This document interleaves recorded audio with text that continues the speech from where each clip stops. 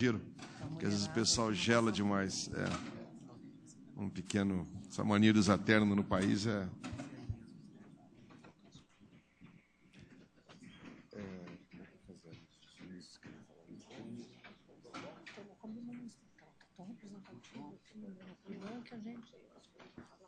Não. Você quer fazer uma saudação inicial ou não, Garibaldi? Não. Tá bom. Bom, nós queremos, em nome da nossa presidenta Dilma, que nesse momento deve estar voando de Rondonópolis para cá, se a previsão foi cumprida, agradecer muito a presença de vocês, terem atendido ao nosso convite.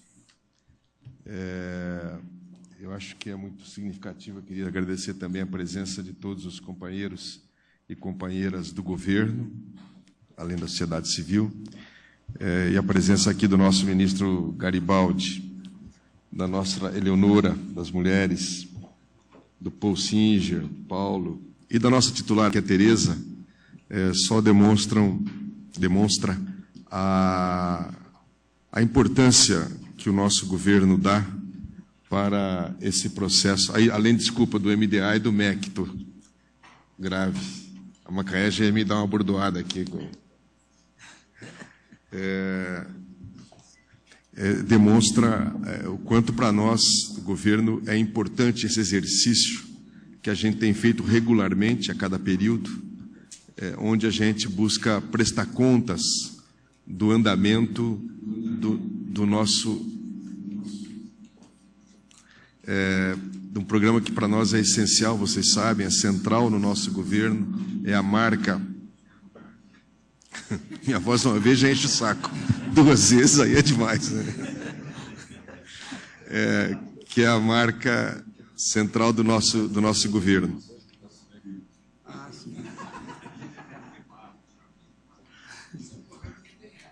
É um governo que cria eco nas ruas, ou tenta ouvir o eco das ruas no máximo. Bom, então eu não preciso ficar aqui insistindo muito, mas vocês sabem o quanto para nós é importante a fiscalização, o acompanhamento. Vocês foram chamados a opinar desde quando o programa estava ainda no forno, deram contribuições que nós consideramos importantes. O programa agora já ganhou corpo, já está tendo muitos resultados. A ministra Tereza vai aqui apresentar todo o processo, e aí, em seguida, nós vamos abrir um debate com esse objetivo. Porque o que nos interessa muito nessa conversa é que vocês são ligados a movimentos ou a entidades cujos participantes ou representantes ou bases, de alguma forma, estão incluídos nos objetivos do Brasil Sem Miséria. Então, nós temos muito interesse em saber como que, efetivamente, isso rebate na base, como, efetivamente, a sociedade tem sido impactada por esse nosso programa, se as coisas acontecem efetivamente, porque a gente, com muita alegria, vê que muitas coisas acontecem, mas vê também que, no processo de governo, muitas vezes um botão apertado aqui não significa necessariamente que uma luz se acenda lá. Às vezes o curto-circuito se estabelece e nem sempre aquilo que a gente está achando que acontece, de fato, ocorre na prática. Por isso que a gente tem um hábito de andar muito pelo país para procurar sentir, verificar, acompanhar como que as coisas de fato andam. Mas a voz de vocês, tanto no sentido de dar informação, como de propor correções eventuais de rotas, é muito importante para a gente. Então, eu queria passar já a palavra a Tereza, agradecendo de novo a presença de todos. Estou vendo que o Jorge Chediek está aí também. Não fiz uma nominata oficial formal, porque acho que é bom a gente não ser muito... Quero agradecer ao Jorge por tudo o que significa o sistema ONU para a gente, e o PNUD em particular. Então, Tereza, você, por favor. Quero lembrar também a presença importante para nós do Conselhão. Está aqui o nosso governador, ex-governador Germano Rigoto, que faz parte do Conselhão. Bom, e todos vocês aí, que são...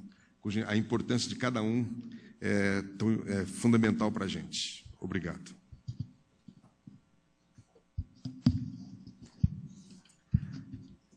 Muito boa tarde a todos, a todas.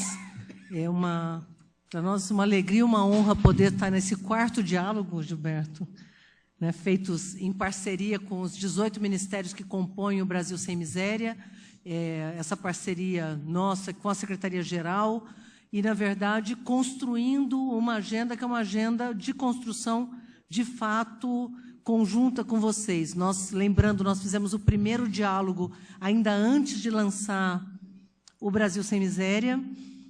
Fizemos não só uma mesa geral, como algumas mesas específicas com movimentos, e de lá para cá temos conseguido prestar contas, no primeiro momento anual, depois, por solicitação de vocês, prestar contas semestralmente. Felizmente, o ritmo e o avanço das ações do Brasil Sem Miséria têm sido tão intensos que, mesmo a cada 6 meses, a gente consegue chegar aqui com números que nos surpreendem diariamente. Então, queria cumprimentar o Gilberto Carvalho, que coordena a ação do governo federal com os movimentos sociais, o ministro Garibaldi Alves, do Ministério da Previdência Social, a ministra Eleonora, ministra-chefe da Secretaria de Política para as Mulheres, já antecipando para vocês vão ver, uma das novidades desta prestação de contas é que a gente conseguiu identificar, Gilberto, não só fazer um balanço de cada uma das ações, mas para um público negros e para um público mulheres, a gente conseguiu fazer um recorte mostrando como a gente tem avançado. Então, aqui, graças à nossa parceria com a Eleonora, a equipe toda e os movimentos de mulheres. Cumprimentar o MD, nós estamos aqui com o nosso secretário executivo, Marcelo Cardona, com o Tiago Falcão, secretário que coordena o Brasil Sem Miséria, e, em nome deles, cumprimentar toda a equipe do MDS que se envolveu nessa atividade de hoje, que é uma atividade não só muito importante, como bastante complexa de estar convocando e organizando. Nós temos gente de todas as áreas e de todo o Brasil. Portanto, para nós é uma alegria poder estar hoje com essa casa cheia e ter tido essa resposta. Cumprimentar nosso principal parceiro nas ações do campo, aqui o Laudemir representando o ministro Pepe, do MDA. Cumprimentar o Paulo Maldos, que junto conosco coordena essa atividade hoje, da Secretaria-Geral. O professor Paul Singer, que não só é parceiro do Brasil Sem Miséria, como nos inspira e nos auxilia a sempre estar pensando uma agenda solidária para além da agenda da superação da pobreza. Carlos Guedes, presidente do INCRA. É impossível nominar todo mundo, mas eu acho que era isso que a gente tinha que fazer, porque nós temos realmente um quórum muito, muito qualificado hoje. Então, representantes de vários setores dos segmentos sociais, movimentos do campo, movimentos da cidade, várias organizações da sociedade civil, muitos conselhos, comissões, confederações e fóruns, centrais sindicais, entidades patronais, entidades religiosas, organismos internacionais. Destaco aqui a presença do coordenador residente do Sistema das Nações Unidas no Brasil, nosso parceiro Jorge Chediek, representando o conselhão, os nossos sedes, o nosso ex-governador Germano Rigoto, do Conselho de Desenvolvimento Econômico e Social da Presidência da República. Não citei aqui a Macaé, de novo não citaram, chegando a nossa ministra da CEPIR, Luísa Bairros. Então, a presença aqui é bastante intensa. Eu vou falar, tentando fazer um resumo de todas essas conquistas desses 2 anos e 3 meses do Brasil Sem Miséria, mas a ideia é poder ter representante. Nós temos representante está o Sérgio, aqui do Ministério da Integração, que coordena as ações do Água para Todos. Está o Paulo Guilherme, que coordena junto com a gente o Bolsa Verde, secretário nacional de Desenvolvimento Rural e Extrativismo.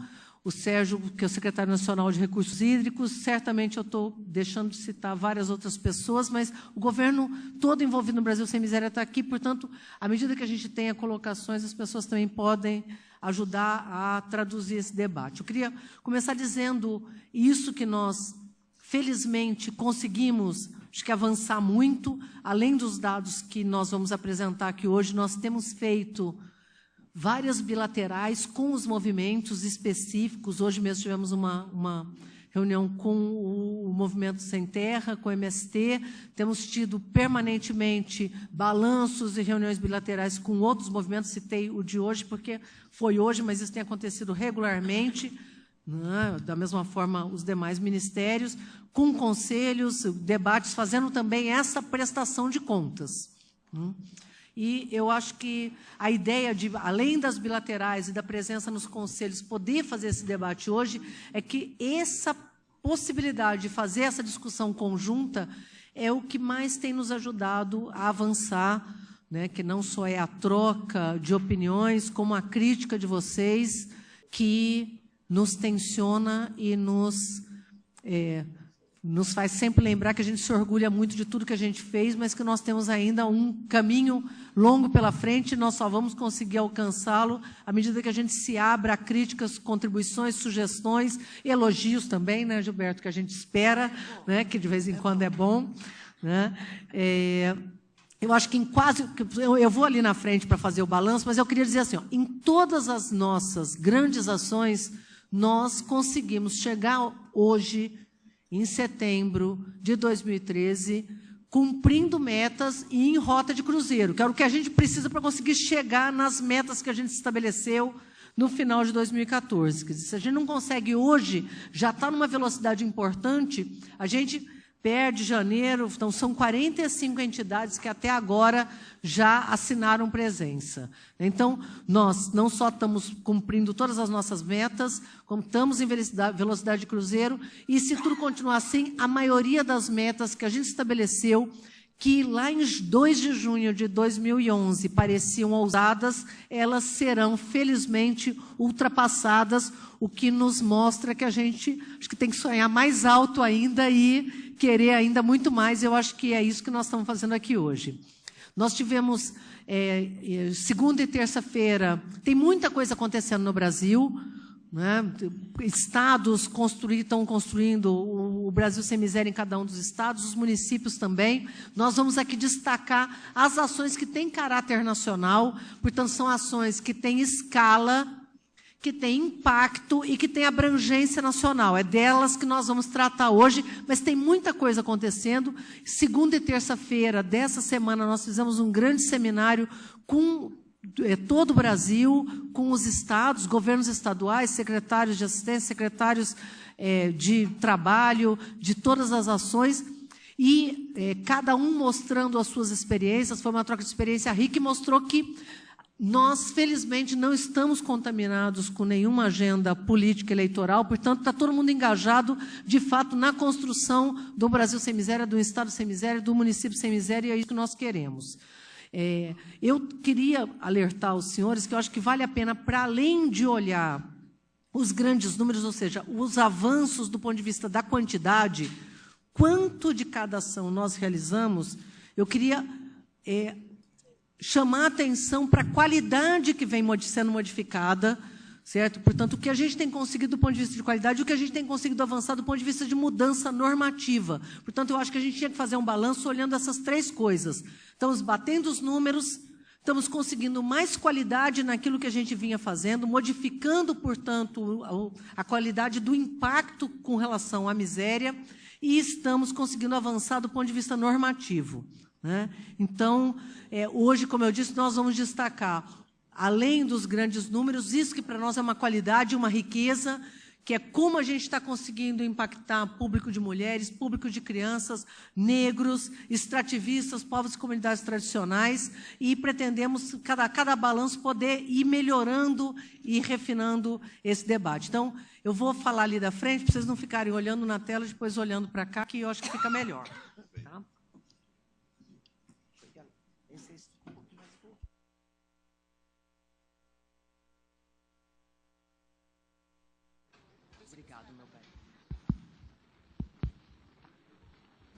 Depois da fala da ministra, nós pretendemos fazer algumas rodadas, né, de um grupo de 9, 10 pessoas, fazem uma intervenção, ela faz um comentário, ou algum outro ministro, ou funcionário do governo.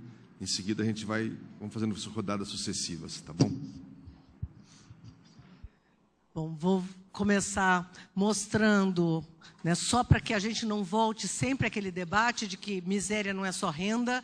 Miséria não é só renda, esse é o principal conceito que organiza o Brasil Sem Miséria. Nós estamos perseguindo a superação da miséria no Brasil, do ponto de vista da renda, do ponto de vista da inclusão produtiva urbana e rural e do ponto de vista da melhoria dos serviços, da cidadania, da construção de uma agenda de inclusão global. Então, não vou me repetir, porque a maioria dos senhores tem participado dessa ação junto com a gente, mas é sempre bom lembrar que esse é o desenho que a gente está perseguindo, poder chegar em 2014, incluindo, né, os milhões de brasileiros em situação de extrema pobreza, né, do ponto de vista da renda, do ponto de vista da sua inclusão econômica e do ponto de vista do acesso aos serviços públicos e cidadania, para que, de fato, a gente possa não só tirá-los da pobreza, mas conquistar uma vida cidadã e bem-estar. Então, também vou rapidamente passar a agenda de renda, né, passa lá, Flávia. Passar a agenda de renda, que é uma agenda que eu já mostrei em março.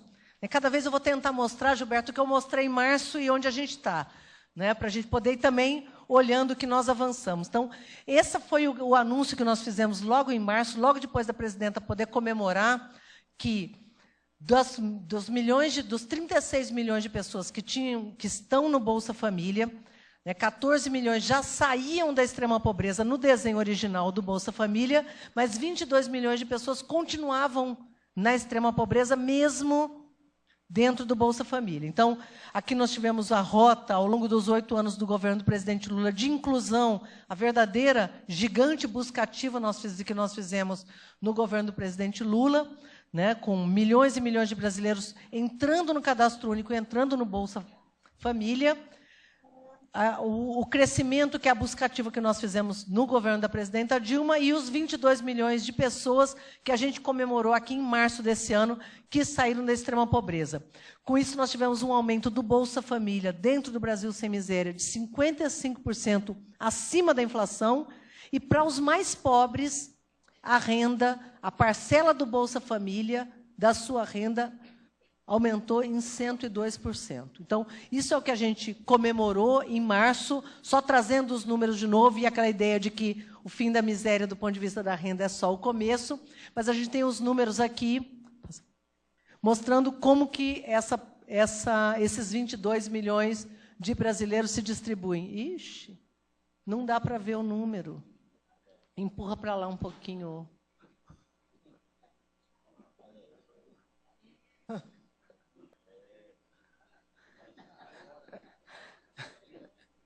Socorro, vai lá. Vai acontecer isso em todos. Olha só, 93% das famílias do Bolsa Família são chefiadas por mulheres, 73% na declaração que elas fazem no cadastro único das famílias são negras, né, negras ou pardas, 68% das famílias chefiadas por famílias são mulheres negras. Então, esse é um primeiro balanço mostrando um pouco a cara do cadastro único e como a gente tem conseguido chegar na população pobre que tem essa face que é negra e as mulheres é que tem um impacto gigantesco com a pobreza e a extrema pobreza. Aqui mostrando também um outro desenho, eu tinha mostrado para vocês como estabelecendo um patamar mínimo de que não aceitamos mais, que eu acho que esse é o mérito que nós temos que reter do que nós fizemos no Brasil Sem Miséria.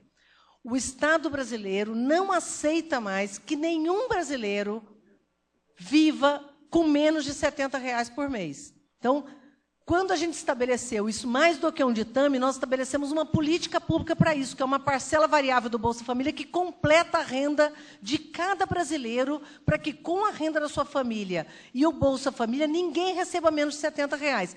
Quem continua recebendo menos de R$70? Quem não está no Bolsa Família. E é isso que nós temos que ir atrás. Então, esse é o desenho de como se distribuía a extrema pobreza antes quando o presidente Lula assumiu, e a gente vê que a pobreza se concentrava entre crianças. Então, aqui, quem tem 0 anos, quem tem 5, quem tem 10, quem tem 15, até quem tem 70, porque o Brasil tem uma rede de proteção que chegou na população idosa, mas que ainda não tinha conseguido chegar nas nossas crianças. Então, a pobreza se concentrava, infelizmente, entre as crianças na primeira infância e até os 15 anos de idade, com o Bolsa Família na sua versão original. A gente conseguiu essa vitória, que é reduzir a pobreza em todas as faixas de idade, todas as faixas etárias, mas principalmente entre as crianças, e com o Brasil Sem Miséria. Vai lá, Israel. Nós temos hoje esse perfil da extrema pobreza no Brasil, ou seja, a maior vitória, né, a maior vitória de todas é ter levado todo mundo para dentro do Bolsa Família e acabar com essa faixinha azul. Mas hoje nós conseguimos que a gente não tivesse essa tragédia que é a pobreza se concentrando entre as crianças e, portanto, trouxemos todos os brasileiros para um mesmo patamar. Então, esse desenho a gente consegue com qualquer indicador que a gente faça. É lógico que os números vão variar, se for censo, se for IBGE, se for POF, mas o desenho vai ser similar. E aí, olhando um pouco o que acontece. 39% das pessoas que saíram da extrema pobreza com o Brasil Sem Miséria têm entre 0 e 14 anos. 29% são jovens entre 15 e 29 anos. Portanto, nós estamos falando de uma parcela gigantesca de crianças e jovens. E para nós é uma alegria poder estar comemorando isso. 78% dos que saíram da extrema pobreza, dos 22 milhões, são negros. E 54% são mulheres. Então, aqui mostrando a busca ativa, lembrando que a nossa meta, quando a gente lançou o Brasil Sem Miséria... Tá bom o som aí, Gilberto? Tá? Quando a gente lançou o Brasil Sem Miséria, vocês lembram que o nosso conceito é um conceito de que o Estado chama para si a obrigação de ir atrás da população pobre, localizar essa população, ter estratégias específicas para localizá-la, não é dizer, agora nós temos uma política, venham atrás dessa política. Nós é que queremos ir atrás dessa população. A busca ativa, ela conseguiu, a meta eram 800 mil famílias, a hora que a gente vai a campo, a gente acaba descobrindo mais famílias do que a gente imaginava inicialmente, ou do que os nossos indicadores, né, professor Ibarra, apontavam, e nós já podemos comemorar hoje 913 mil. Quando a gente teve, nesse mesmo local aqui, em março, a gente tinha localizado 791 mil famílias, já estamos em 913 mil famílias. Quem são elas? Além disso, construímos estratégias específicas que eu acho que são muito importantes, porque a forma de chegar nessa população é muito diferente. Então, estamos organizando mutirões para identificar a população quilombola. Uma parcela da população das comunidades quilombolas estão já no cadastro único, mas elas não estão marcadas. Então, a gente não, elas estão recebendo o Bolsa Família, mas a gente não sabe que são quilombolas. Nosso objetivo é, para além de trazer o público para o cadastro único, construir políticas específicas na área de educação, na área de saúde, para públicos específicos que exigem, né, uma política direcionada. Então, nós estamos fazendo mutirões específicos, fizemos um piloto enorme no estado da Paraíba, e estamos usando isso como desenho para agora organizar os mutirões no resto do Brasil. O aumento da população identificada, populações de povos e comunidades tradicionais identificadas, foi enorme. Hoje nós estamos com 520 mil famílias de povos e comunidades tradicionais identificados dentro do cadastro único. O aumento do número de extrativistas, aumentamos em 20 vezes o número de extrativistas que a gente tinha no cadastro, aumentamos em 14 vezes o número de famílias ribeirinhas, aqui só pegando grandes números, mostrando que a gente está construindo estratégias específicas para uma agenda que eu sei que é cara a este fórum. E foi uma das coisas que foi muito lembrada na nossa agenda, tanto a anterior quanto a de março, né, nesses diálogos. Aqui o movimento que nós estamos fazendo no norte do Brasil, no Pará, que são os mutirões do Bolsa Verde. Nós estamos indo para reservas extrativistas em parceria com o Ministério do Meio Ambiente, com o MDA, para não só fazer a busca de extrativistas e o cadastramento de extrativistas por Bolsa Verde, mas, junto com essa ação, nós estamos levando documentação, estamos levando um conjunto de serviços e temos tido um resultado é importante, além do efeito colateral da integração cada vez maior das nossas equipes, que o pessoal está indo a campo, passam, acho que 2, 3 semanas no barco, aqui dormindo em rede, e convivendo, e, portanto, estreitando cada vez mais isso que é a construção de uma estratégia integrada de políticas públicas. Então, são quase 43 mil famílias extrativistas, de assentados, de acampamento, de assentamentos de desenvolvimento sustentável e ribeirinhos já beneficiados nesses mutirões. Próximo aqui, só a imagem de uma declaração, o Bolsa Família com Bolsa Verde. E aí, passando essa agenda renda, né, aproveitando para reforçar essa ideia de que todo o nosso esforço agora se concentra em buscar as famílias, e principalmente na inclusão produtiva e na agenda de serviços, que é o que eu passo rapidamente agora a apresentar, muito em cima das ações mais emblemáticas e não no conjunto das ações, porque senão a gente ia passar a tarde inteira só eu falando, e a ideia é poder, principalmente, ouvi-los. Então, primeira ação que merece um destaque muito grande, as ações do Pronatec. Os senhores lembram que o Pronatec foi criado junto, praticamente, com o Brasil Sem Miséria. A lei só foi sancionada em setembro de 2011. A gente só conseguiu começar a trabalhar, de fato, a partir de janeiro de 2012. Portanto, nós temos um pouco mais de 1 ano e meio de trabalho no Pronatec. O Pronatec do governo federal, envolvendo ensino profissional para casado com ensino médio, outras ações do Ministério do Trabalho, já chegou em 4 milhões de pessoas, né, Macaé? Então, nós temos o orgulho de já ter cumprido metade da nossa meta, e as ações de qualificação profissional ofertadas em cursos de qualidade pelo Sistema S, pelos institutos federais, pelos institutos estaduais, e cada vez mais ampliando essas ofertas, ele chegou, em março, tinha chegado em 316 mil pessoas, então a gente já chegou aqui em março comemorando 316 mil pessoas, e de março até agora nós dobramos os nossos resultados, chegamos em 710 mil pessoas do Cadastro Único em cursos de qualificação profissional, a maioria já formadas.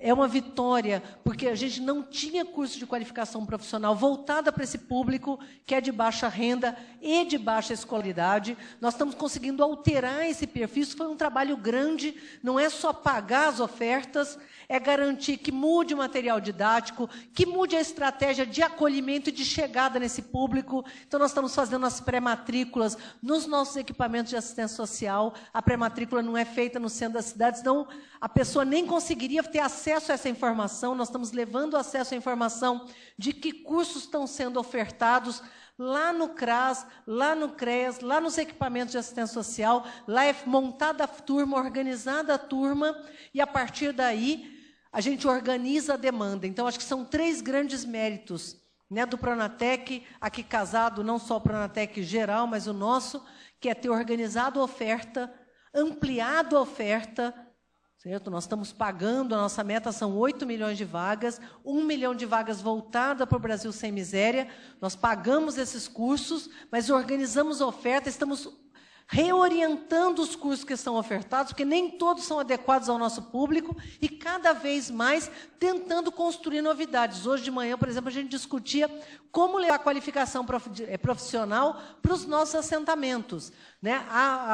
Em conjunto com o MEC, a gente já vinha discutindo como ampliar essas ofertas para o campo, né, Macaé? Então, estamos ainda em processo, e a ideia é poder ampliar cada vez mais. Então, estamos aqui comemorando 710 mil matrículas, a maior parte deles já formados, matrículas não, desculpem, matriculados, porque ofertas é muito maior, e o número que eu acho que é muito impactante, 56% são jovens entre 15 e 29 anos, 66%, acho que é quase 67%, de inscrições de mulheres, a maioria em cursos tradicionalmente ofertados para homens. Então, cada vez que a gente vai numa formatura do Pronatec, é soldadora, é azulejista, a gente trabalhando na área de construção civil, em áreas de indústria tipicamente ocupadas por homens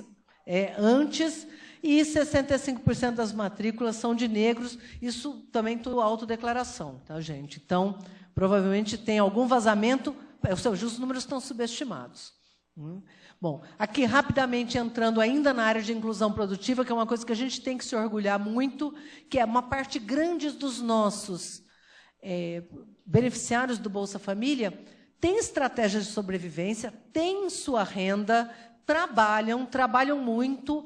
Aqueles que têm estratégias, depois eu vou falar mais da economia popular e solidária, mas aqueles que têm estratégias de empreendedores, muitos eram empreendedores informais, nós estamos conseguindo trazer esse público para a formalização, que é uma das questões fundamentais, inclusive para a inclusão na rede de proteção, né, ministro Garibaldi? Aqui nós temos, do total dos quase 3 milhões de microempreendedores individuais formalizados dentro do governo da presidenta Dilma, 300 mil, esse nosso dado é um dado defasado, o último dado que nós temos é 350 mil são do Bolsa Família. Ou seja, nós estamos não só conseguindo formalizar nosso público, como o percentual é um percentual bastante alto que nos surpreendeu a todos. Aqui tem a distribuição regional, não vou entrar em detalhes, mas essa apresentação vai ficar à disposição de vocês depois. Agora, abrindo um pouco em quem que a gente está chegando. 94% dos microempreendedores do Bolsa Família são mulheres. 67% negras e negros, 19% jovens entre 15 e 29 anos. Aqui, entrando no Crescer, vocês lembram que o Crescer é um programa nosso, é coordenado pelo Ministério da Fazenda, articulado com os nossos bancos públicos de oferta de crédito, né, com taxas de juros e condições muito favorecidas. A nossa taxa de juros chegava a 60% ao ano, caiu para 8%, agora caiu para 6%, certo? Portanto, tem um conjunto de condições que viabilizou a ampliação da oferta do crédito. A gente ainda queria muito mais, né? Mas ainda estamos na batalha para que aumente. Né? Então, nós chegamos a 5,5 milhões de operações realizadas dentro do Crescer, e dessas, 1.300.000 do Bolsa Família. Esses números também nós queremos atualizar rapidamente, né, Arnaldo? E aqui também pegando onde nós estamos chegando. 71% das operações de microcrédito voltadas ao Bolsa Família para mulheres, 81% para negros, 24% para jovens entre 15 e 29 anos. Economia popular e solidária.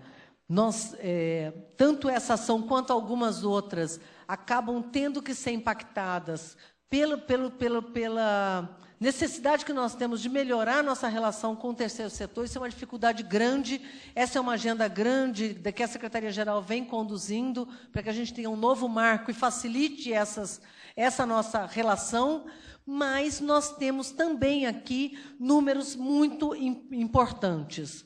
Né? Então, quase 8 mil empreendimentos de economia solidária em quase 1.500 municípios, 157 mil pessoas diretamente beneficiadas em várias regiões do Brasil, dos quais 40 mil são catadores de material reciclável apoiados com ações tanto de formação, incubação, assistência técnica, infraestrutura e assim por diante.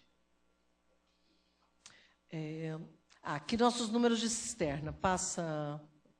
Então, também cisternas, a gente vem numa estratégia importante de crescimento, né? Isso, na verdade, nós estamos acumulando ano a ano, melhorando.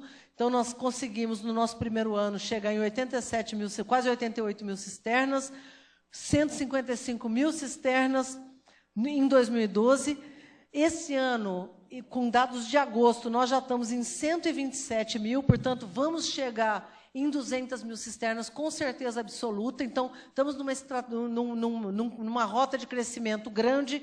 Aqui são as cisternas de polietileno em vermelhinho e laranjadinho, as cisternas de placa, e conseguimos somar, ao longo desses 2 anos e meio, 370 mil cisternas feitas pelo governo federal.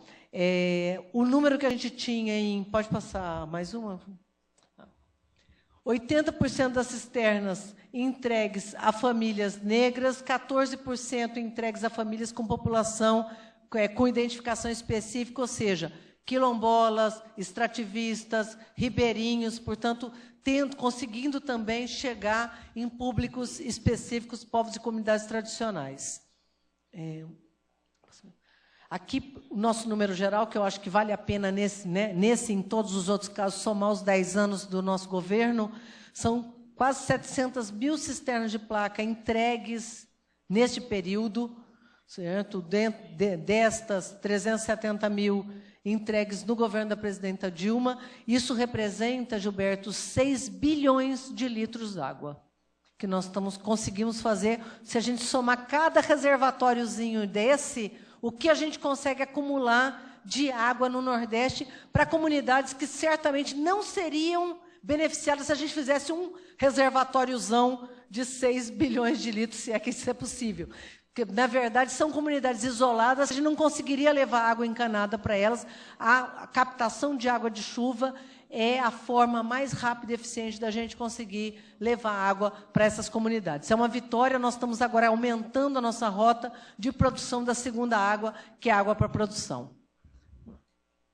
Entrando aqui na agenda de inclusão rural, nós chegamos na nossa meta de ter feito chamadas de assistência técnica. Os senhores se lembram que, desde o começo, a nossa estratégia para o rural semiárido era construir um acesso à assistência técnica diferenciado e específico para comunidades rurais isoladas, agricultura familiar, assentados, ribeirinhos extremamente pobres. Nós conseguimos chegar na nossa meta de estar na rua, chamadas de assistência técnica para todas essas comunidades. Essa é uma meta que a gente está atingindo do ponto de vista do que a gente queria fazer como ação do governo federal. Infelizmente, por conta da seca, essas ações elas não conseguem ter resultado efetivo no aumento da produção. Então, certamente, se a gente não estivesse vivendo a pior seca dos últimos 50 anos, tudo isso aqui teria se transformado em produção. Então, a gente estaria contando hoje quantas toneladas de milho, quantos litros de leite, quantos quilos de carne, né, e assim por diante. Essa conta nós não estamos fazendo agora, mas nós temos certeza que, sem isso, a gente estaria saindo da seca mais pobre do que nós entramos, e sem isso a gente não teria construído uma rota de, em começando a chover, a gente está pronto para distribuir semente e reorganizar nossa produção e está a ponto de bala no Nordeste. Então, aqui dessas quase 260 mil famílias, 9 mil famílias são quilombolas, 3.500 famílias de pescadores, 24 mil famílias de assentados da reforma agrária. Vai aumentar, né, Guedes? Nós temos uma estratégia toda do Brasil Sem Miséria em parceria com o INCRA, que é uma novidade posterior à nossa última reunião aqui nesse fórum, que foi construída depois de março e que já está em franco andamento, extrativistas. Estamos agora com a FUNAI. Tem alguém da FUNAI aqui que eu não vi? Ô, presidenta, como vai? Tudo bom? Tudo bom, Maria Augusta? Nós recentemente sentamos com a FUNAI e estamos avaliando como ampliar nossa atuação para povos indígenas, e eu acho que a gente também vai conseguir avançar nessa agenda para o próximo período. E aqui, só pegando, não é inclusão produtiva rural, mas é uma ação importante, que são os documentos emitidos dentro do Programa Nacional de Documentação para o Trabalhador Rural, 662 mil documentos emitidos, 333 mil mulheres beneficiadas em 1.500 municípios no Brasil, com mutirões que são feitos em parceria com o MDA e com a Secretaria de Política para as Mulheres. Aqui, o PAA. Esse é um dos programas que, mais do que trazer resultados do que foi ampliado, porque, na verdade, o PAA a gente consegue só contabilizar o resultado no final do ano, porque os dados da Conab, está aqui o Silvio Porto, está aqui toda a nossa equipe do MDS que trabalha com o PAA junto com o MDA. A gente consegue contabilizar, a gente executa no primeiro semestre recursos do ano anterior, seguindo aí um pouco o que é a agenda da safra. E, portanto, a gente vai ter resultados para comemorar, né, ampliando certamente os 970 milhões que nós gastamos no ano passado no final desse ano. Os nossos números que nós temos agora, eles não conseguem refletir o que está em campo nosso sendo executado. Mas eu acho muito importante destacar algumas ações que foram, na minha avaliação, mudanças qualitativas muito importantes, muito impactantes, que vão alterar e melhorar o PAA daqui para frente. E que eram reivindicações do debate que a gente tem travado com movimentos no campo. Um era o aumento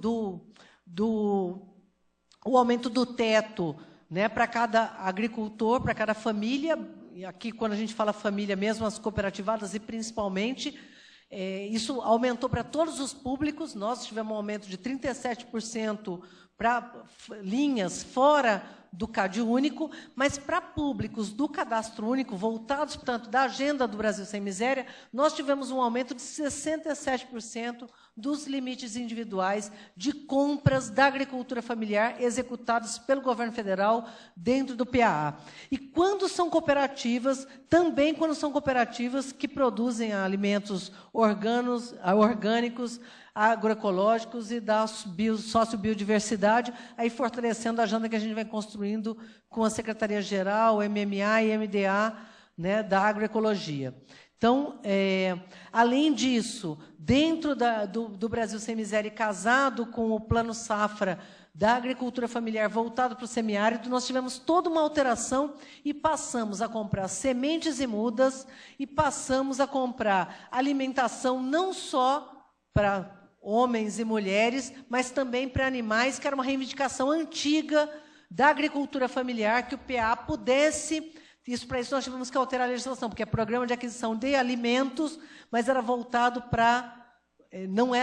Era proibida, era vedada a compra de alimentos para animais. Então, isso acho que é um ganho qualitativo muito importante que nós tivemos no PA, graças a essa nossa troca de debates. Aqui também vou passar rapidamente, que eu acho que eu já falei muito, e eu já tinha apresentado no começo do ano, aqui mais resultados. Vocês lembram que uma das nossas ações do Brasil Carinhoso, dentro do Brasil Sem Miséria, é ampliar as creches para as crianças do Bolsa Família. Nós estamos pagando 50% a mais para vaga em creche, desde que ela seja do Bolsa Família. Isso vale para creches públicas, para creches conveniadas.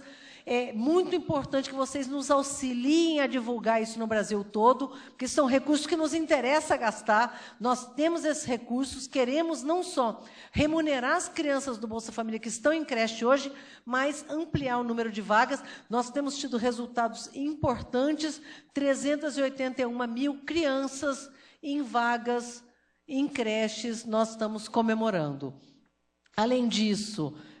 nós estamos antecipando os recursos do Fundeb, né, para que a gente possa ter a ampliação das creches construídas, e aumentamos, desde o ano passado, o valor da merenda escolar, né, da alimentação escolar, em 66%, beneficiando aí 5,7 milhões de crianças.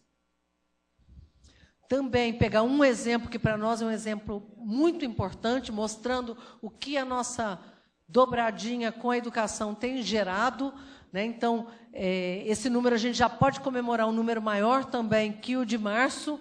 Vocês lembram que quando a gente começou o Brasil Sem Miséria, a gente já tinha escola em tempo integral no Brasil, mas quando a gente foi levantar as escolas em tempo integral que existiam, a gente identificou que as escolas que tinham maioria de crianças do Bolsa Família eram em menor número. Fizemos um trabalho de busca ativa de escolas que já estavam construídas, que podiam ofertar escola em tempo integral, para ampliar a oferta de ensino em tempo integral exatamente nas escolas que tinham as nossas crianças do Bolsa Família.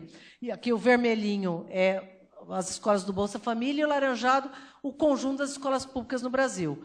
Conseguimos inverter totalmente esse movimento, garantindo uma ampliação fantástica de 5 mil escolas para 31 mil escolas, que tem maioria do Bolsa Família em tempo integral, com turno expandido, com 3 refeições por dia, com reforço escolar, com maior presença e tempo em sala de aula, que para nós é uma vitória. A meta da presidenta é chegar em 60 mil escolas em tempo integral, e rumando aí a garantir que a gente tenha escolas em tempo integral no Brasil como a regra, mas a gente comemora poder dizer que a maioria dessas escolas são escolas onde as crianças são crianças pobres.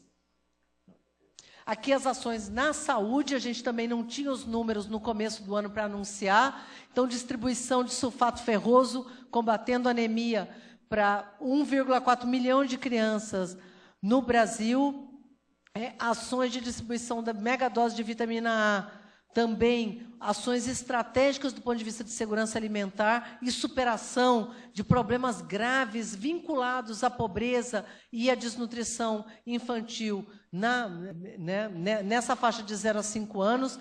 4.200.000 doses de vitamina A foram distribuídas, chegamos a 790 mil crianças que receberam suplementação durante as campanhas nacionais, medicamento de graça para asma, no Aqui Tem Farmácia Popular, aumentamos em 224% a distribuição de medicamentos e a expansão do saúde na escola para creches e pré-escolas.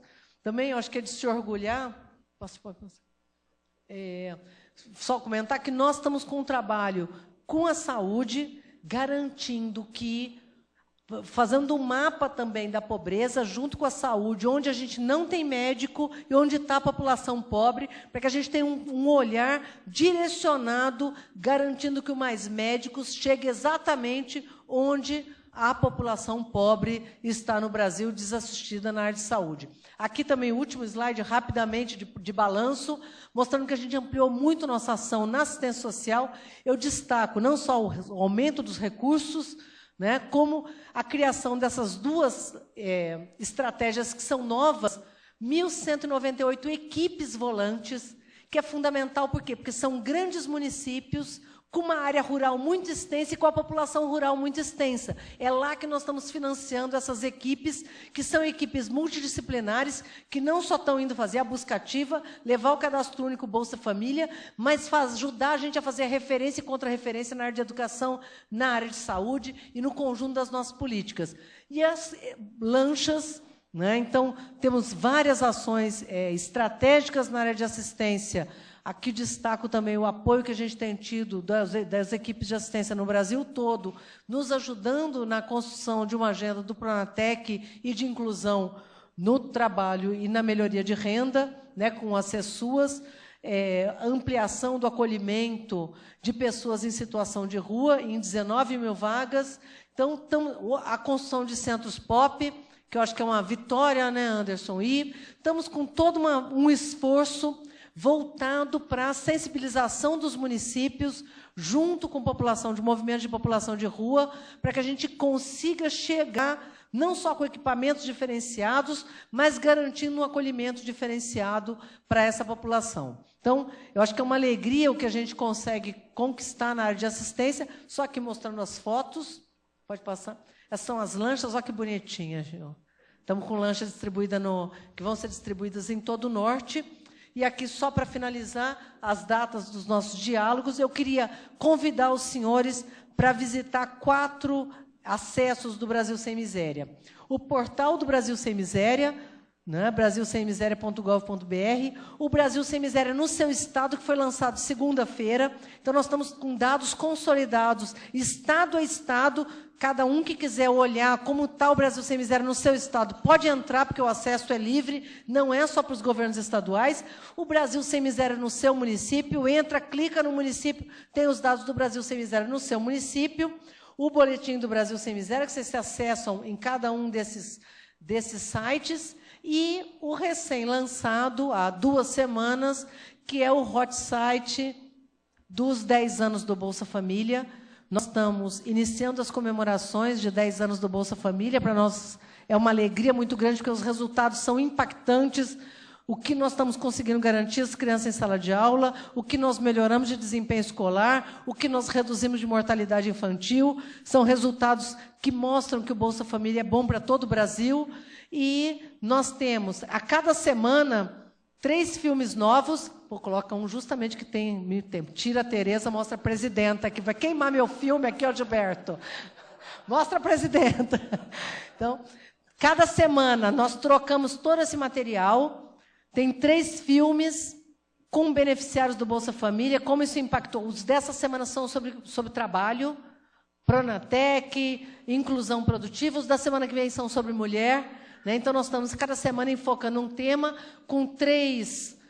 tem um infográfico mostrando os dados, tem uma linha do tempo, recuperando o que são os nossos programas, está muito dinâmico, e eu acho que é uma oportunidade para que todos possam comemorar junto com a gente os nossos resultados. Desculpa ter falado tanto, muito obrigado. Muito obrigado, Tereza. Parabéns. Pessoal, nós estamos até bem agora, entramos na nossa hora bem certinho, então nós temos aí umas 3 horas de boa conversa, já que o nosso trabalho se prolongaria até em torno de 6 e pouco, 6h15. Como a gente gostaria de ouvir todo mundo, e para evitar aquela angústia, nós vamos fazer o seguinte: na primeira rodada, no primeiro momento, a gente vai passando daqui para lá, dando naturalmente prioridade ao pessoal da sociedade, tipo assim, falam 5 daqui, 5 daqui. Aí a Tereza faz um comentário, e aí vamos renovando. Terminou aqui a rodada, não é obrigado a falar, claro, é só quem quiser. Depois a gente, se na roda fora também tiver gente que queira falar, em seguida a gente também vai facultando a palavra, podendo depois voltar e assim por diante. Então, a gente começaria daqui. Eu não sei se o Rigoto queria abrir aí a rodada. Você gostaria de fazer alguma observação já agora? Tá bem. Eu só queria, então, enquanto... avisar o seguinte, pessoal. Tem, depois daquela parede ali, daqui a pouco, pelas 4 horas, vai ser colocada uma mesa...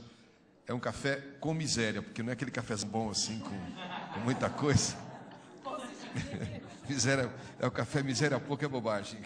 Nossa. Então vai ter ali um biscoitinho, um café, para a gente não paralisar. Então quem quiser se deslocar, também temos banheiros ali para o outro lado. Então fiquem à vontade. Então, a gente começa com o nosso Rigoto, depois aqui o primeiro que for falar, talvez o Anderson. Eu não estou proibindo o pessoal do governo de falar, não. A gente está querendo primeiro dar prioridade para a sociedade e depois, naturalmente, os companheiros do governo podem falar tanto na ajudar as respostas. E aqui, pessoal, o clima é de total franqueza, total liberdade, né? Nem preciso dizer. Por favor, governador. Ministro, eu, em primeiro lugar, cumprimentar o ministro Gilberto Carvalho, a ministra Tereza Campelo, o ministro Garibaldi Alves e, na pessoa dos 3 ministros, cumprimento todos os membros do governo e da sociedade civil, das diferentes entidades que estão envolvidas neste trabalho do Brasil Sem Miséria. E só dizer que no Conselho de Desenvolvimento Econômico nós estamos acompanhando todo esse trabalho e, inclusive, temos um grupo temático para exatamente fazer o acompanhamento e até sugestões ao governo.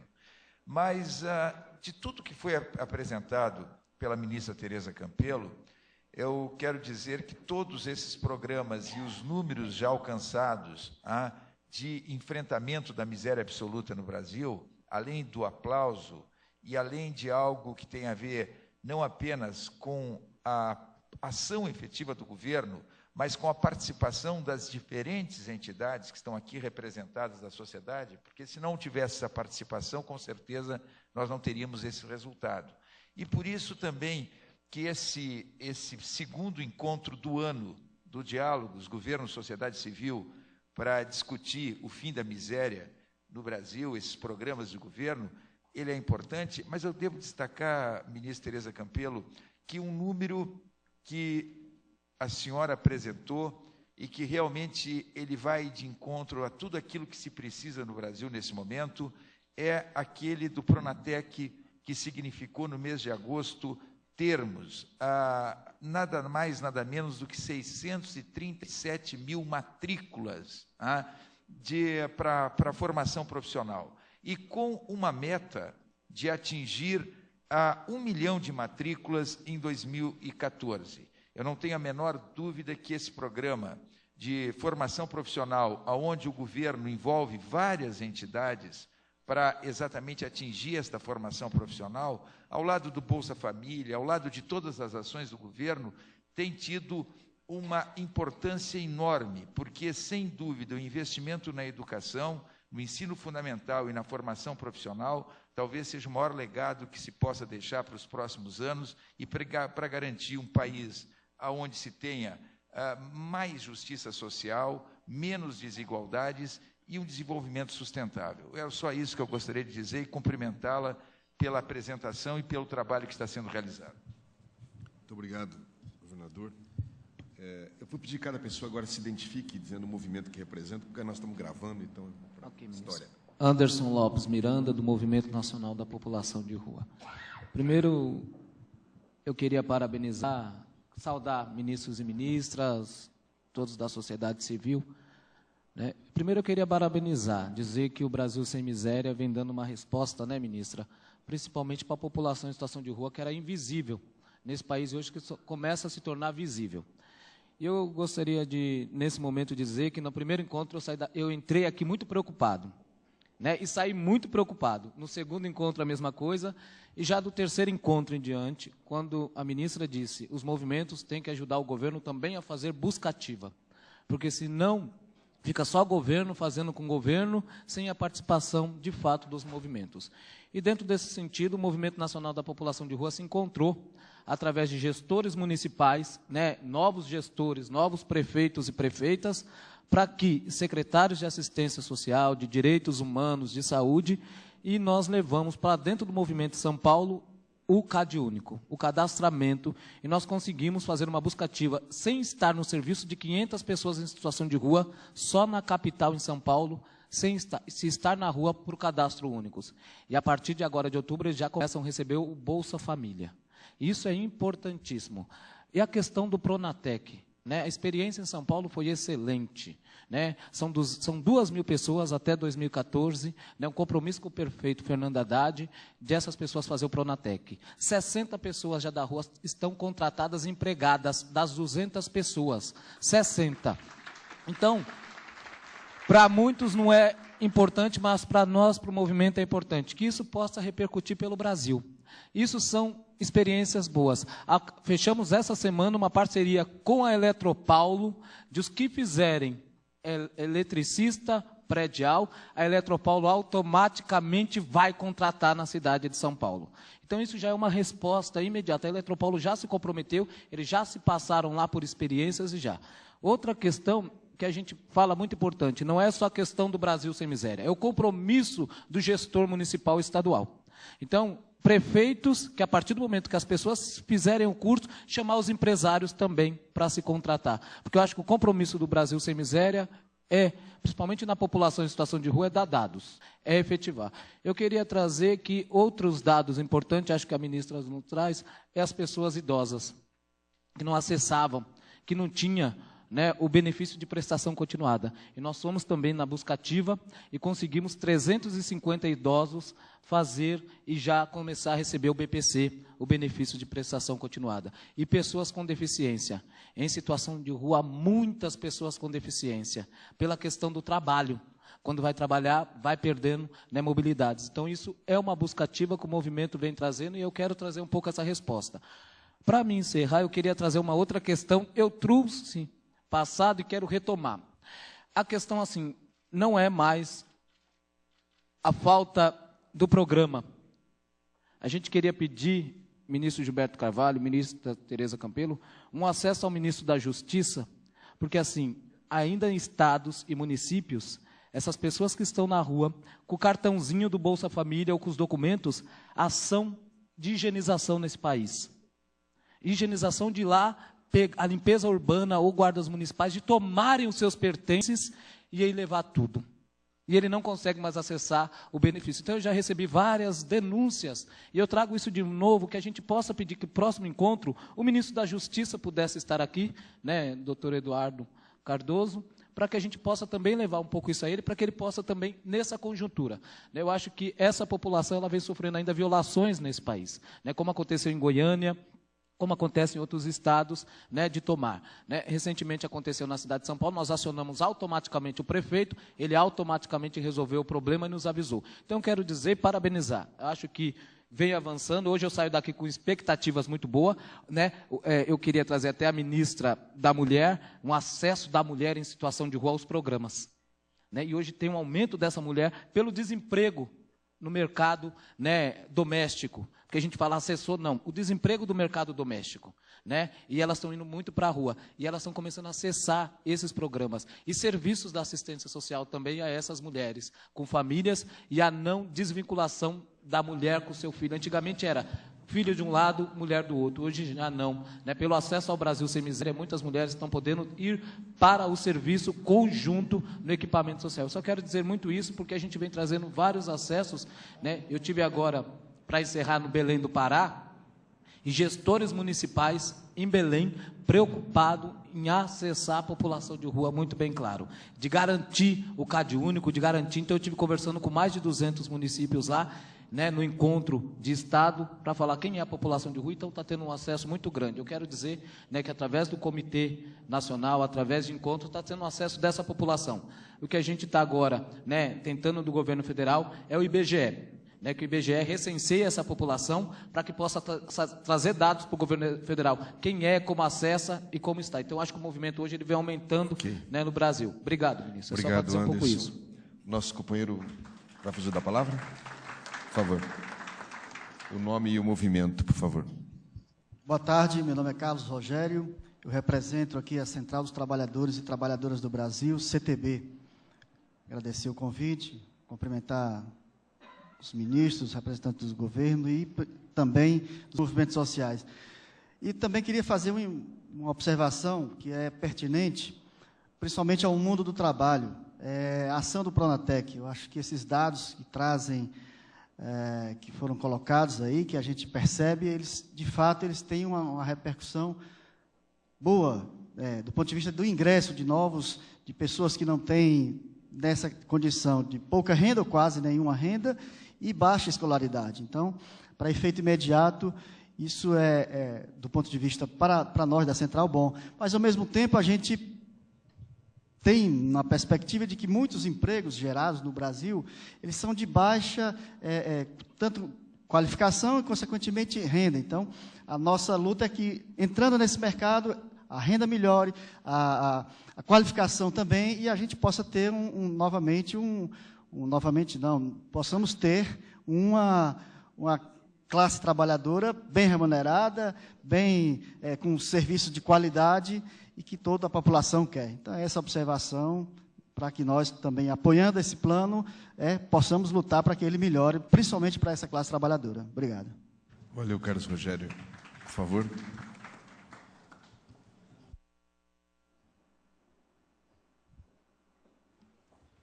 Acho que por aqui.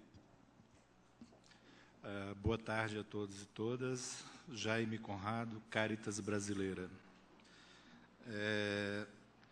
Fazer um comentário em relação aos números que acabaram de colocar e apresentar pela ministra. Realmente são números bastante animadores, né? No tocante à questão da saída de uma determinada faixa da população da extrema pobreza e através desse programa interessante que é o Bolsa Família, né?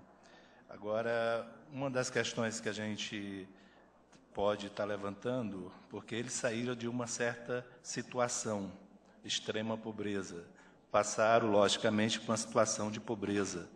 Então, como que, estrategicamente, o governo trabalha ou planeja as suas ações para dar sequência a essa lógica de, minimamente, estar pensando nessa população numa perspectiva de continuidade, de futuro, e de perspectiva mesmo, não somente da questão da renda, mas como é que a gente está trabalhando na perspectiva da educação, do trabalho e por aí vai. Essa é uma questão. Uma outra questão diz respeito à parte do semiárido, né? Afirmado e está sendo vivenciado toda uma situação de estiagem prolongada, e onde essa tecnologia social, através das cisternas de placa, ela tem dado uma resposta muito satisfatória para aquela população. E a gente percebe que, nesse governo, no programa todo, 695 unidades implantadas, das quais 370 mil foi só no governo da presidente Dilma. Só que a gente observa também que dessas 370 mil, 150 mil foram cisternas de plástico, né, de polietileno. Então, assim, a pergunta é como que a gente trabalha nessa perspectiva da política, da ação estruturante para minimizar os efeitos da estiagem com a cisterna, por exemplo, que é uma coisa mais fixa, mais permanente, e depois o governo tem uma outra proposta. Como é que faz essa avaliação? Como é que o governo, qual é a avaliação que o governo tem hoje dos dois caminhos que se colocaram, que está posto para minimizar essa situação de estiagem no semiárido brasileiro? Muito obrigado. Ok, Caio, muito obrigado. Ivanias? Não, por enquanto. Bom, boa tarde. Meu nome é Luzia Lafitte. Eu estou aqui representando a Rede Nacional da Primeira Infância e cumprimento a todos. Eu acho que a Rede Nacional ela tem um importante instrumento que pode ajudar na busca ativa, que são os guias dos planos municipais da primeira infância, que se tornam um plano municipal da primeira infância. Isso está sendo já implementado em vários municípios, inclusive capitais, e eu acredito que a rede, que é composta por 140 organizações governamentais e também não governamentais, é uma rede muito ampla, muito focada em 0 a 6, e que eu acredito que pode ser, o plano municipal pode ser um bom instrumento, não só no combate, na qualidade, como também na questão da busca e da ampliação. E uma outra coisa que nós temos enfocado, que a gente precisa incentivar mais, que é o compromisso dos conselhos municipais da criança e do adolescente nessa questão da busca ativa e na questão da proteção da criança, principalmente da criança de 0 a 6 anos. E nós estamos à disposição. Muito obrigado. Padre Nelito. Padre Nelito Dornelas, eu falo aqui em nome das pastorais sociais da Conferência Nacional dos Bispos do Brasil. Meus cumprimentos aqui à mesa, à ministra e a todos os participantes. Primeiramente, eu quero parabenizar a ministra pelo brilhante trabalho que a senhora e a sua equipe vem realizando. E quero também falar da importância deste fórum permanente de diálogo com os grupos organizados, mais de 40 entidades aqui presentes. Isso é muito importante, porque, para mim, aqui que está o novo. Porque o sucesso do trabalho, ele vem quando, de fato, a população participa. Nós que somos, de fato, sujeitos desse processo. E eu gostei muito do que eu ouvi, tá? Agradeço muito pela sua exposição. Eu só senti aqui uma ausência que eu quero registrar. Não foi mencionada aqui a população cigana. O Brasil tem 800 mil ciganos. Acho que é importante também falar algo, ver como está esse trabalho dessa busca ativa, né? Também eu não ouvi falar aqui da população encarcerada. O Brasil tem a segunda maior população encarcerada do mundo, né?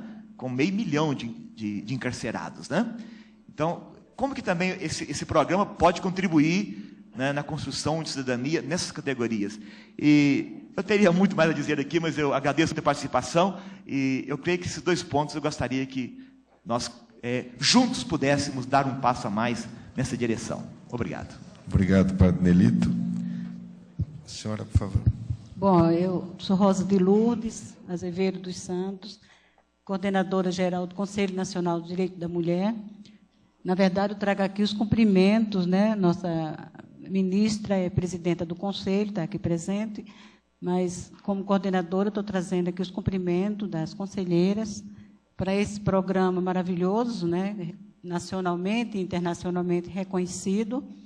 E só temos a dizer que o nosso governo está de parabéns, né? E temos que acompanhar isso com muito cuidado, porque também está havendo uma exacerbação no mundo do trabalho.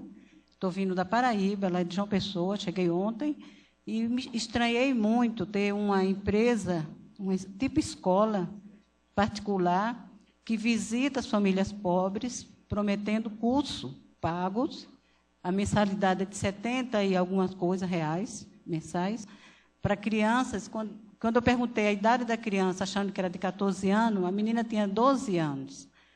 Então, criança com 12 anos já começa a fazer cursos profissionalizantes para o mundo do trabalho. Mas não é aproveitando o programa, não, ministra. É aproveitando do programa, né, do que o programa representa para o brasileiro, para também trazer trazer a parte de mercadológica no mundo do trabalho para a criança. Isso aconteceu com a sobrinha neta minha, que está com 12 anos, e a mãe, quando veio me contar, eu estranhei para caramba. Então, fazendo visita nas casas pobres para convidar para curso, e a pessoa recebe um carnê de R$70 e poucos para poder fazer curso com a promessa de emprego. Então, eu queria trazer isso como uma questão preocupante, e é no Paraíba, que está colocado como modelo no seu programa, né, para a gente estar atenta a isso. Muito obrigada. Pois não.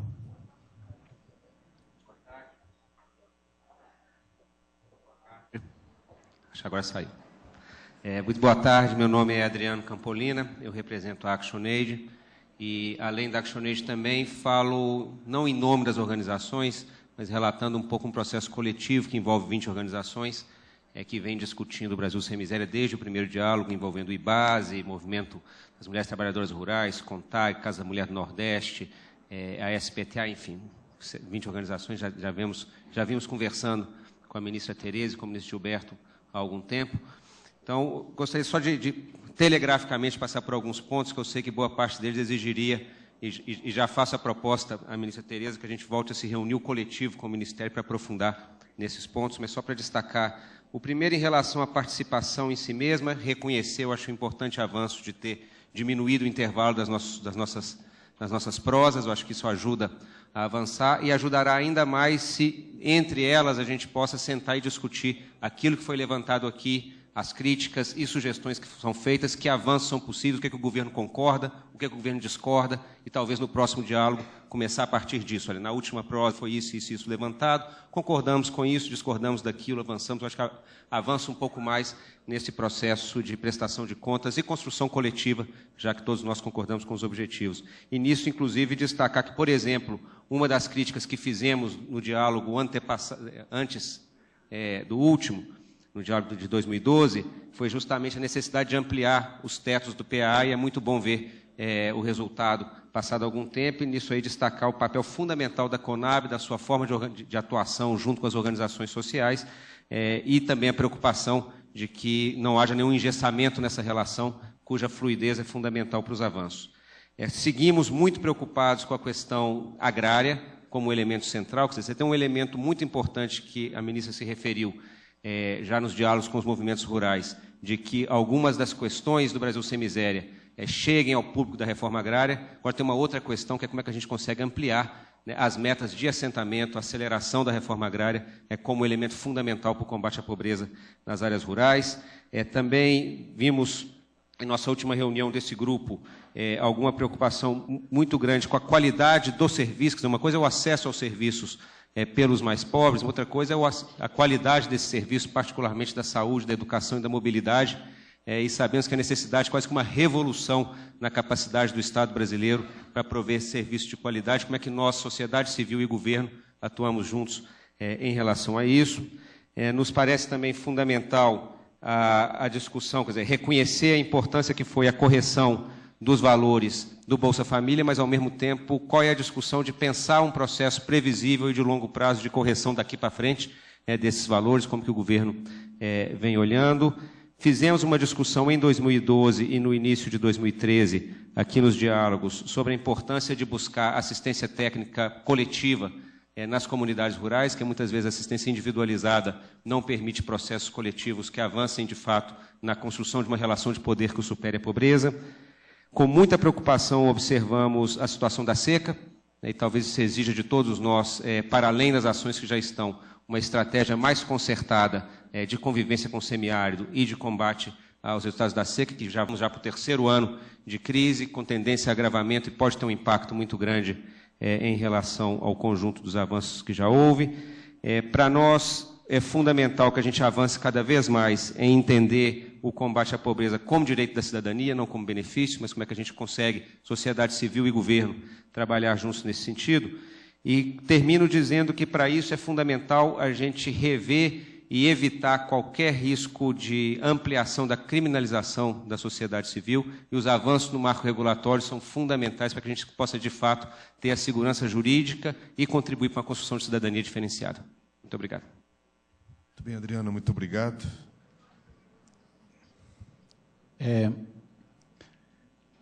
Boa tarde a todos. Cumprimento todos os ministros, secretários nacionais, cumprimentando o ministro Gilberto Carvalho. Cumprimento as ministras e as secretárias nacionais mulheres, cumprimentando a ministra Tereza. Eu estou falando aqui em nome do CONSEA, que é o Conselho Nacional de Segurança Alimentar. Eu trago aqui 3 pontos principais. Primeiro, eu quero parabenizar o programa, que vem apresentando um desenvolvimento mais que positivo, ele vem dando saltos, na verdade, importantes. Acho importante também que já haja uma maior desagregação dos dados sociais, né? Questão de faixa etária, negros, indígenas, ribeirinhos, etc. Isso é muito importante para percebermos a desigualdade, né, entre esses setores sociais, né, da sociedade. Devo registrar também que o CONSEA tem recebido várias delegações internacionais que vão ao CONSEA para saber sobre o CONSEA mesmo, o que é o Conselho de Segurança Alimentar, o que é segurança alimentar e nutricional, e também perguntar como é que o governo brasileiro tem avançado tanto no combate à miséria, à fome, à miséria, nesses anos todos. Né? E nós temos relatado o que sabemos sobre e que participamos e dos dados que temos com o MDS, respondendo às suas perguntas e, logicamente, encaminhando essas delegações ao MDS, ou às vezes já passaram pelo MDS e estão ali no CONSEA. Os 3 pontos que nós queremos levantar, um é o Programa de Aquisição de Alimentos e o Programa Nacional de Alimentação Escolar, que nos preocupa muito a questão dos alimentos seguros, dos alimentos naturais, dos alimentos orgânicos, né? Já sei que são feitas licitações, principalmente no PPA, para a compra de alimentação orgânicos, etc. Mas, dentro disso aí, nos preocupa ainda o não encaminhamento pelo governo, ministra, da Política Nacional de Abastecimento, que é importante recuperar toda a estrutura de abastecimento no país que sofreu um desmonte. Eu sei que é importante, o governo sabe que é importante também, e o CONSEA se agrega a essa preocupação. Outra coisa que achamos importante é a questão da educação em tempo integral. É muito importante que esse tipo, essa forma, esse modelo de educacional, ele impõe-nos a repensar as grades disciplinares, a diversificação de equipe docente, né? Eu acho que nós achamos isso importante. Outra preocupação é a questão que já foi falado pela Caritas, sobre a questão das cisternas, né? Achamos que a cisterna de placas é muito importante, porque tem uma função educativa, tem uma formação profissional, e, portanto, achamos que o governo deve continuar implementando recursos nesse sentido. E, por final, o CONSEA se alinha aos esforços do Programa Brasil Sem Miséria e se coloca como um espaço para atuar como parceiro, seja nos estados, nos municípios, e parabenizando todo o trabalho desse grupo todo, do governo como um todo. Muito obrigado. Okay. Do lado de cá, agora, o senhor quer...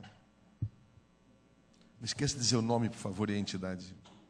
Boa tarde a todos e todas. Sou João Gomes, represento aqui a FASE. Sou de Belém, do Pará, e quero cumprimentar a ministra e as demais autoridades, funcionários, servidores, organizações aqui presentes. E, de fato, quero parabenizar pelos números, pela diversidade de programa que estão colocados. Acho que é fundamental. A fome não espera, né? A miséria não espera, a gente tem que fazer mesmo essas políticas, mas é preciso também que, ao mesmo tempo, a gente atente para as questões mais que estão estruturando a miséria, né? Então, é muito importante que o governo continue investindo, por exemplo, na agricultura familiar, no camponês. É preciso que se avance para além daquele formato de reforma agrária e só distribuição de terra. É preciso continuar distribuindo. Ainda temos uma concentração fundiária vergonhosa no país. 1% das propriedades que tem acima de 1.000 hectares ainda concentram 47% de toda a área, de todo o território. Então, é preciso que este ano não se tem ainda desapropriações, é preciso retomar com qualidade, concordo, não é? Mas é preciso avançar para combater exatamente as causas da pobreza, né? É preciso, então, que aquele componente inclusão produtiva ele seja mais ousado e articulado, obviamente, não é uma política especificamente deste Ministério, mas aí precisa ter um conjunto de força, e aqui eu vejo exatamente os ministérios que estão aqui presentes numa conjugação de esforços, e eu acho que aquele componente pode ser melhor trabalhado. E as políticas, por exemplo, elas têm que se transformar em política de Estado. Não é? É preciso, como o Adriano falou, que seja incluído enquanto direito e por isso mesmo exigível, não é? E então avançar mais nisso. E algo muito interessante que eu gostaria de perguntar para a ministra, porque me chama a atenção duas coisas. Uma é que as mulheres que estão mais acessando essas políticas. Por quê? Obviamente que às vezes a gente tem uma explicação rápida, não é? Mas, de fato, não é? Será que nesse quadro também que nós temos enorme nos centros urbanos, de quase, eu diria assim, extermínio dos jovens, do sexo masculino, que, enfim, tem um complicador, e na área rural também, né? Há explicações para isso. Obviamente que a gente sabe que, eu não tenho ainda, mas a mulher que tem política de estímulo à participação da mulher, né? Este governo, de fato, traz isso, o estímulo à participação, o protagonismo das mulheres, e isso, obviamente, pode estar reverberando nesses números, nessas estatísticas. Mas seria interessante a gente saber, e os jovens, e os rapazes, e por que não estão acessando, e os homens, né? Então, mas uma outra coisa que tem que também, uma outra questão, uma outra dimensão, é da dimensão das especificidades regionais. Porque, às vezes, a gente vê as estatísticas nacionais e tal, elas podem não revelar as desigualdades regionais e intrarregionais. Obviamente que já avançamos para os segmentos sociais, quilombolas, indígenas, mulheres, né? Falta um pouco mais a questão da juventude, tá? Identificar, mas eu acho que o Pronatec já traz também números com isso, mas regionalmente, não é? Como é que... eu digo isso porque, veja bem, como disse o Adriano, dizer, não basta que você tenha uma melhoria de renda ou uma inclusão produtiva, mas o acesso às políticas sociais básicas ainda são muito diferenciadas de região para região. Se você for na região norte, o acesso ao saneamento básico, a drenagem, o esgoto, a água potável e tal, ainda os números são gritantes em relação a outras regiões do país. E isso também agrava. E quem são as pessoas? São as pessoas que estão na linha de miséria, de pobreza. Então, é por isso que eu digo, é um programa super interessante, e eu acho que o desafio e o bom desse programa é porque ele busca uma relação interministerial. Para sair daquelas caixinhas dos ministérios e busca, de fato, uma integração, que eu acho que isso é um ponto importante.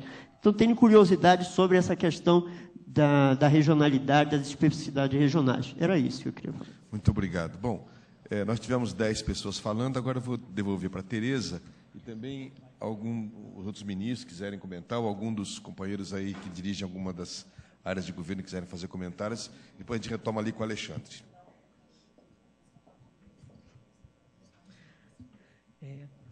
Como a gente disse das outras vezes, eu acho que não temos a menor pretensão de ter conseguido resolver tudo. Então, ainda estamos no meio do caminho, as críticas não só, na grande maioria, nós concordamos são justas, como uma parte da nossa tarefa, ela ainda está muito incipiente. Então, nós, de fato,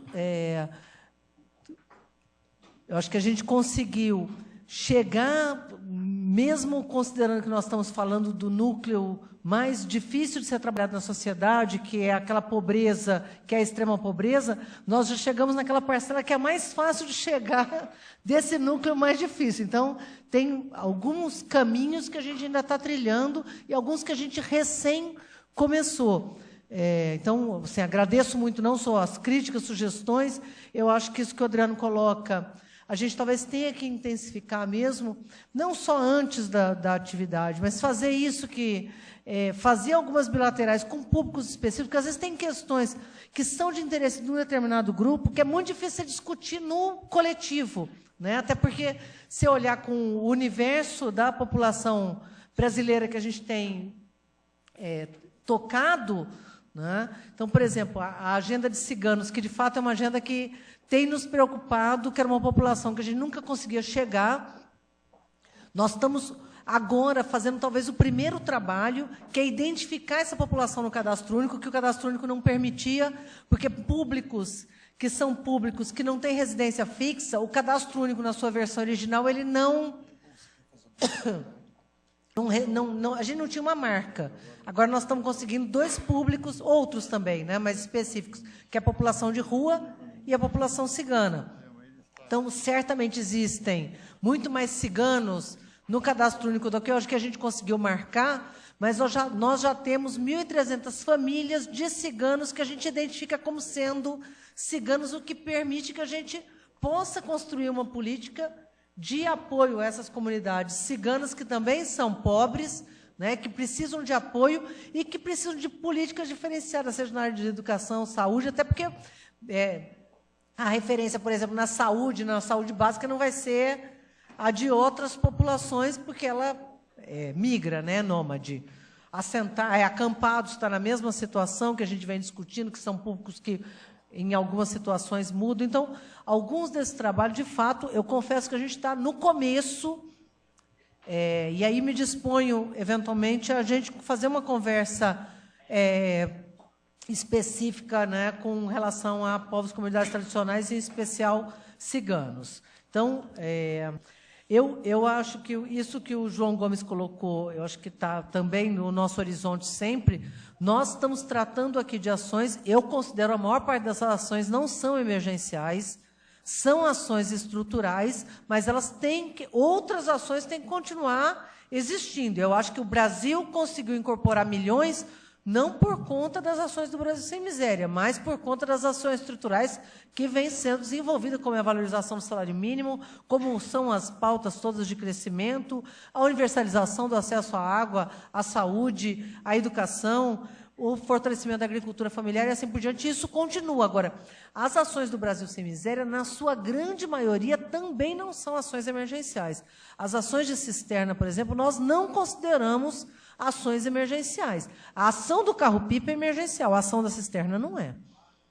A cisterna, muitas vezes, é a cisterna que, mesmo seca, sem chuva, pode viabilizar que a ação do carro-pipa não seja uma ação que extorque esse cidadão do ponto de vista do curto prazo, né? Além de viabilizar um acesso à água, mesmo que precário, mais digno. Então, nós estamos considerando que essas ações chegam, às vezes são ações simples, singelas, como é o caso da cisterna,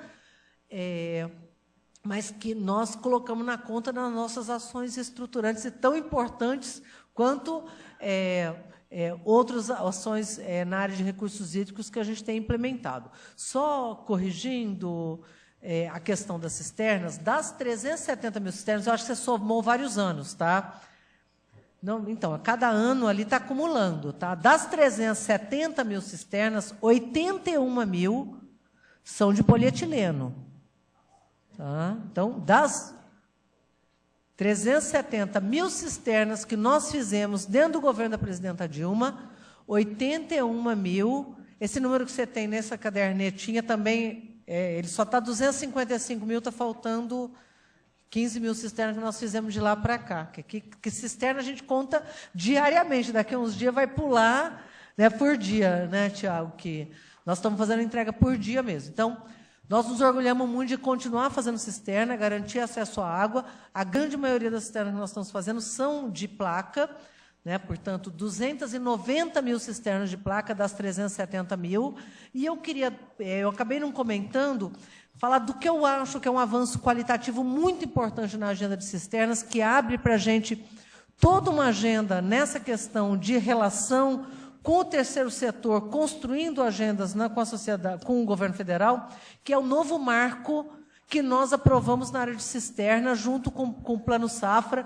Então, agora, as cisternas que a gente faz com tecnologia social, que são cisternas de placa, que nós fazemos no semiárido, com a sociedade civil, várias entidades, em especial as ligadas à ASA, mas com vários outros atores, CONTAG tem feito cisterna com a gente, movimentos no campo, em várias áreas, no semiárido.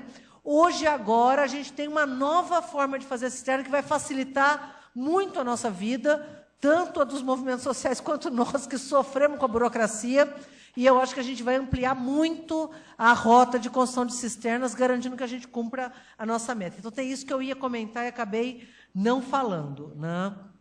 Que é esse novo marco legal.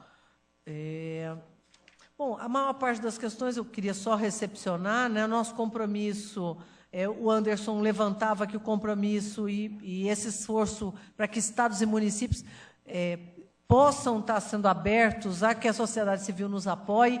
Eu acho que a experiência de São Paulo mostra que isso é possível, né? Então, eu acho que a gente tem que fazer isso, mais do que fazer um debate genérico, a gente tem tratado isso com a Secretaria-Geral também, às vezes trazer um exemplo de uma coisa que não deu certo, senão a gente fica fazendo toda uma discussão teórica de que não é feito cadastro único com população de rua, que não é feito cadastro único com tal comunidade quilombola.